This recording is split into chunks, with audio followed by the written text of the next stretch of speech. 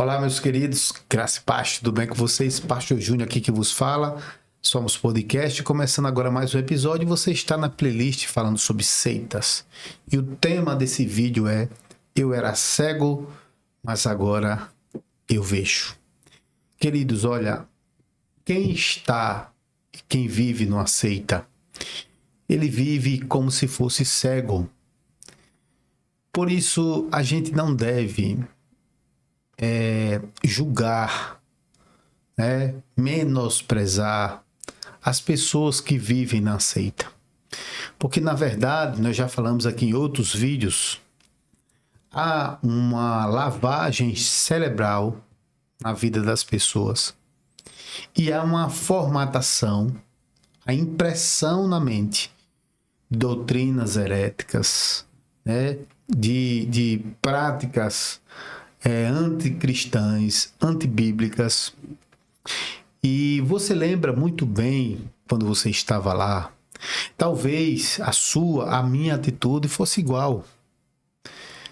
É bem verdade que alguns passaram um tempo até sair e já tinham a mente já liberta por Cristo Jesus. Mas outros só tiveram a mente totalmente liberta depois que saiu da seita e passou a enxergar com profundidade o local onde estava, a mensagem que ouvia, a mensagem que pregava. E olha só, não é fácil. As pessoas que estão lá, elas não acreditam que o local é uma seita.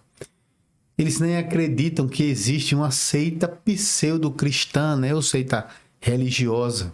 Eles pensam que seita são rituais demoníacos, com velas, com roupas macabras. E eles nem sabem que existem algumas igrejas, pseudo-igrejas, que se intitulam como cristãs, mas não têm a essência do Evangelho de Deus em suas vidas.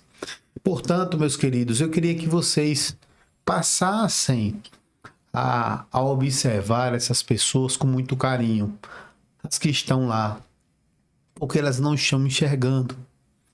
Como exigir de uma pessoa que está cega que ela veja? Como exigir de uma pessoa que está cega, os seus olhos estão vendados, algo que elas não conseguem discernir, que elas não conseguem entender? Mas aí você pode dizer: mas pastor, elas têm a Bíblia. Mas um dia tínhamos também. E nós não enxergávamos. Nós líamos a Bíblia, mas a gente não conseguia ver.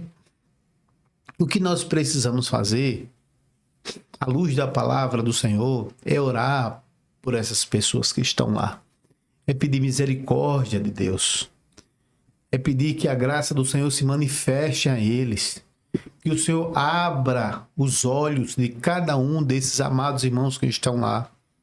Ah, mas pastor, ele me chama de Sambalá, de Gesem, de Tobias. Meu querido, minha querida, esse não foi o ensino? Essa não foi a palavra? Essa não é a doutrina da igreja? Como é que ele poderia fazer o contrário? Na verdade, nós éramos cegos. E talvez fazíamos as mesmas coisas. Agora que estamos na luz, agora que estamos libertos, já que os nossos olhos foram abertos, por que a gente deve menosprezar essas pessoas? A gente tem que tratar com amor, com carinho, sem abrir mão da verdade, sem abrir mão da palavra de Deus, sem abrir mão do Evangelho, sem abrir mão de denunciar as obras das trevas, aquilo que é errado. Mas com carinho, porque é como se tivesse cego. Mas como nós dissemos no início do vídeo, nós éramos cegos e agora vimos. Agora vemos. Agora nós estamos enxergando, discernindo. E olha, eu queria dizer para você que os olhos, eles enxergam, mas a gente só compreende as coisas com o tempo. Os olhos são abertos, Mas para se livrar da mente formatada, para ter verdadeiramente metanoia, que é a mudança de mentalidade, a gente precisa ser recriado em Deus. Vocês tinham lembrado que Jesus Cristo chegou para Nicodemos e disse: necessário vos é nascer de novo? Pois é, meu querido, essa deve ser a nossa oração. Esse deve ser o desejo do nosso coração. Nascer de novo para o Evangelho. Porque se vivíamos numa seita, irmãos, com práticas heréticas, com estudos heréticos, com tudo que não agradava ao Senhor, a gente só precisa pedir para Deus formatar nossa mente. A gente não pode, irmãos, devolver na mesma moeda. Se derem com a mão na nossa face, que ofereçamos a outra. Isso é o Evangelho de Cristo. Nós devemos amar, inclusive, os nossos inimigos. E não fazer como o líder máximo, o Papa herege, ele prega, que nós devemos desprezar quem não está no nosso meio. Além do que, irmãos, nós precisamos lembrar que nós não podemos ser egocêntricos. Nós não podemos ter no nosso coração uma soberba de acharmos que somos melhores porque saímos de uma seita. Se saímos de lá, é porque a boa mão do Senhor nos resgatou. É porque o Senhor teve misericórdia de nós.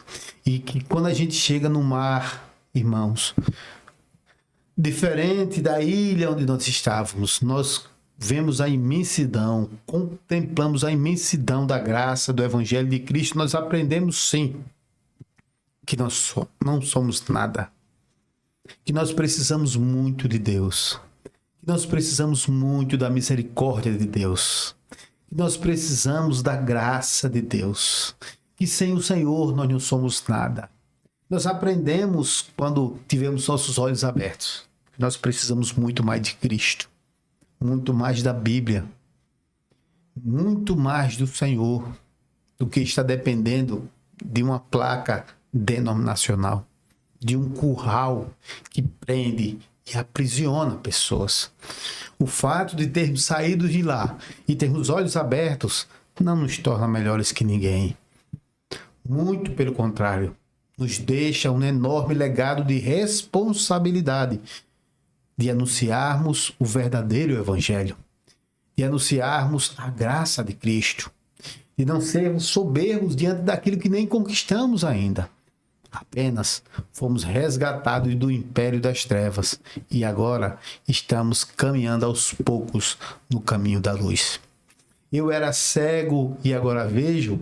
É um caminho, irmãos, agora de gratidão a Deus por aquele que Ele fez por nós. Por aquilo, irmãos, que Deus fez da nossa família. Por aquilo que Deus fez da minha casa, da minha esposa, dos meus filhos, tendo resgatado a família inteira de lá. Quantas pessoas estão sofrendo hoje? Saiu da seita a mulher, mas o marido continua lá por conta da função, né? A função de diácono, a esperança de ser pastor, de obreiro querendo ser diácono, a esperança de ser pastor, que é presbítero, é ungido, quer ser pastor. Consegue enxergar. Tem pessoas, irmãos, que elas conseguem enxergar as práticas, as doutrinas heréticas, tudo que está de errado lá, mas não tem forças de sair. Sabe por quê? Porque as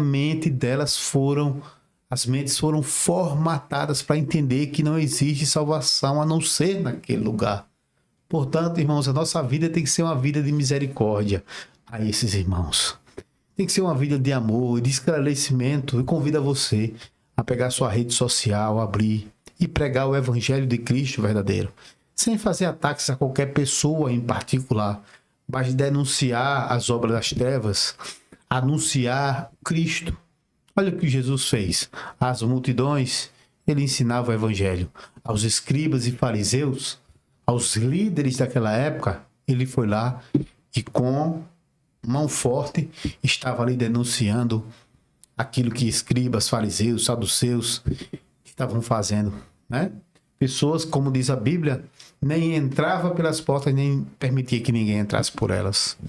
Eu era cego e agora vejo, nos traz, irmãos, também essa responsabilidade que temos de anunciarmos a verdade do Evangelho. Enquanto olhamos para os quatro cantos desse mundo, irmãos, e vemos a atuação dessas seitas que escravizam pessoas, que escravizam membros, que escravizam famílias, que dominam a mente das pessoas, nós temos a responsabilidade de mostrar a luz. Nós somos os luzeiros do mundo.